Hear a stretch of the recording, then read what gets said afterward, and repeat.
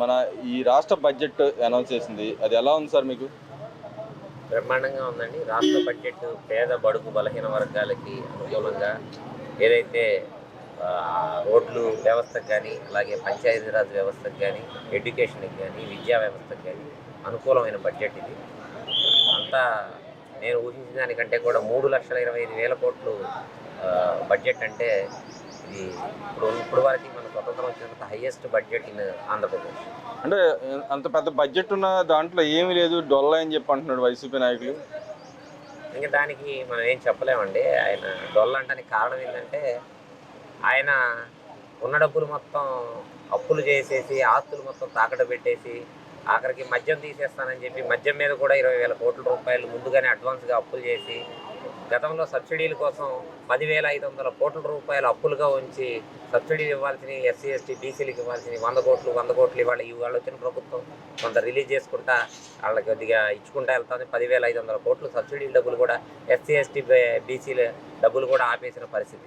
అలాగే ఎంఎస్ఎంఈలో 5,000 కోట్ల రూపాయలు కేంద్ర ప్రభుత్వం ఇస్తే ఒక్క రూపాయి కూడా ఒక ఎంఎస్ఎంఈ పెడతానికి ఎవరికైతే బడుగు బలహీన ఉపాధి కోసం వెయిట్ చేసే ఎడ్యుకేషన్ చదువుకున్న విద్యార్థులు ఎవరైతే ఉంటారో వాళ్ళకి కనీసం ఒక్క రూపాయి కూడా వాళ్ళకి సబ్సిడీ రూపంలో ఇచ్చిన పరిస్థితి లేదు.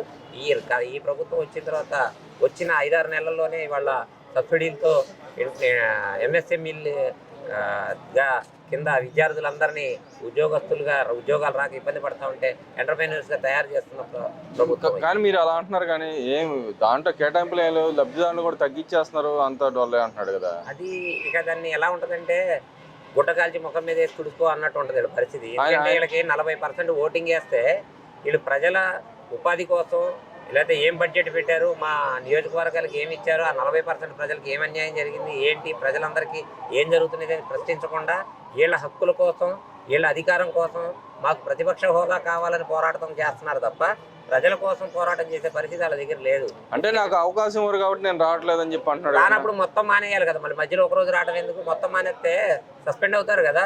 అంటే సస్పెండ్ అయితే అప్పుడు ఆ ఉన్న 11 మందిలో ఎంతమంది మిగులుతారో అప్పుడు తెలిసిద్ది. పూర్తిగా మానేసాడు, పూర్తిగా మానేయాలా అంటే అటు ఇటు కానీ సగం రకం వీళ్ళు అటు వెళ్తా ఉంటారు, ఇటు మానేస్తూ ఉంటారు. అంటే మీ నాయకుడు అంటున్నాడు కదా, కార్పొరేటర్గా ఎక్కువ ఎమ్మెల్యే తక్కువ అని చెప్పి మాట్లాడుతున్నాడు కదా మరి ఆయన. ఈ ఎమ్మెల్యే కార్పొరేటర్ నాటే జోక్ అండి. కార్పొరేటర్ కూడా ప్రభుత్వంతో ప్రజల చేత ఎన్నుకోబడే వ్యక్తి, అతను ప్రజల సమస్యలు తీర్చుకోగలిగే వ్యక్తి. ఇప్పుడు ఈయనకంటే వీళ్ళ అయ్యగారు కాంగ్రెస్ పార్టీలో ముఖ్యమంత్రిగా ఉండి ఈయన ఎంపీగా చేసి లక్షల కోట్లు దోచుకొని ఆ దోపిడీ సొమ్ముతో ఎవరో పెట్టిన పార్టీని అరువుగా తీసుకొని అరువు పార్టీలో అధ్యక్షుడు లేని అరువు పార్టీకి ఎప్పుడు వైఎస్ఆర్ పార్టీ అని చెప్తారు. వాళ్ళ పార్టీలో ఉన్న వ్యక్తులకే అది యువజన రైతు శ్రామిక పార్టీ అన్న సంగతి వాళ్ళకి తెలియదు. వైఎస్ఆర్ పార్టీ అంటారు, పూర్తి పేరే వాళ్ళకి తెలియదు. వాళ్ళ పార్టీకి ఇవాటి వరకు వాళ్ళ అధ్యక్షుడు లేడు. ఇప్పుడు వాళ్ళ అమ్మగారిని అధ్యక్షురాలుగా పెట్టి వైజాగ్లో ఎంపీగా పెడితే ఓడిపోలేదా? రెడ్డి కాంగ్రెస్ పెట్టి పార్టీ స్థాపన చేసి అందరినీ పోటీ చేయించి ఓడిపోతే పార్టీ మూసి గంగలో కలిపేయలేదా నాన్నగారు? అంటే వెనుపడ పొడిచారని ఇటు కూటమి పార్టీలో చంద్రబాబు నాయుడు అంటారు, కానీ మరి వాళ్ళు చేసింది ఏమంటారు అప్పట్లో? మరి రెడ్డి పార్టీ అని మీరు చెప్తారు కదా. ఖచ్చితంగా జరిగింది. అలాగే ఇప్పుడు ఈయన దగ్గర ఏంటి, పార్టీ అరువుది, అధ్యక్షుడు కాదు ఆయన, ఫౌండర్ ఆయన కాదు పార్టీకి. వాళ్ళ పార్టీలో ఉన్న నాయకులందరూ ఆ పార్టీలో వాళ్ళు కాదు, కాంగ్రెస్లో పార్టీ నుంచి వచ్చిన వాళ్ళు.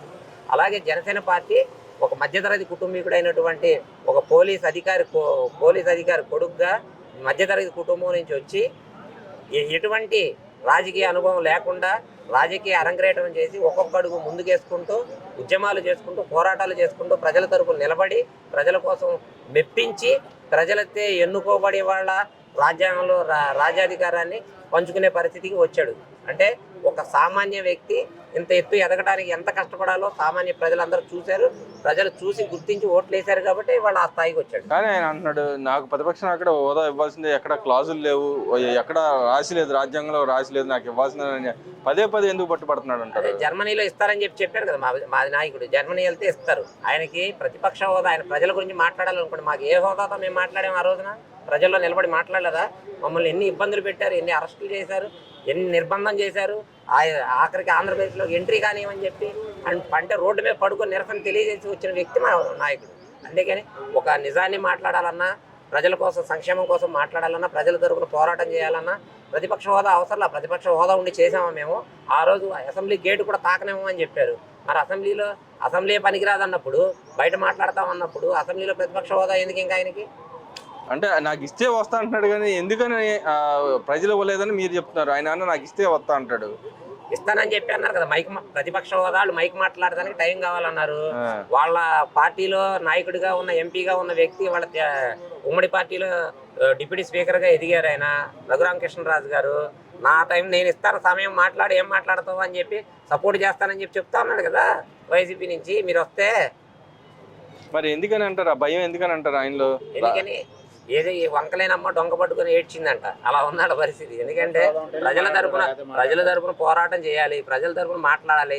ఒక రోజు వచ్చాడు, ఇక్కడ కనబడ్డాడు, మైక్ ముందు ఏదో రాసింది మాట్లాడాడు, మళ్ళీ వెళ్ళి బెంగళూరులో కూర్చున్నాడు. ఆయన ప్రజల కోసం రోడ్డు మీద నిలబడి ఎర్ర టెంట్లో తిరిగి ప్రజల కోసం ఫైట్ చేస్తే తెలిసింది. వరదలు వచ్చి పొలాన్ని ఊరిపోతే గట్టు మీద తారపట్టేసుకొని నిల్చొని చూసిన వ్యక్తి ఆయన.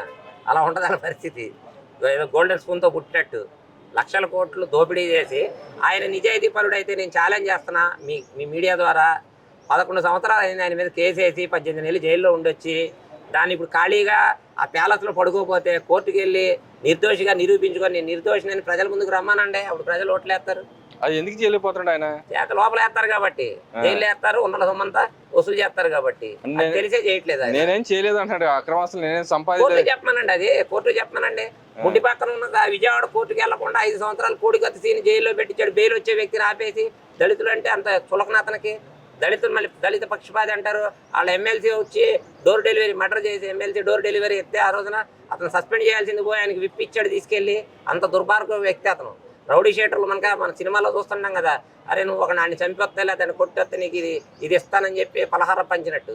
అట్లాంటి దుర్మార్గుడు అతను ప్రజలే చీకొట్టిన తర్వాత మళ్ళీ దాని గురించి మనం ఎక్కువసేపు మాట్లాడుకోవడం కూడా వేస్ట్. ప్రజల సంక్షేమం గురించి మాట్లాడడం చెప్పండి ఏదంటే.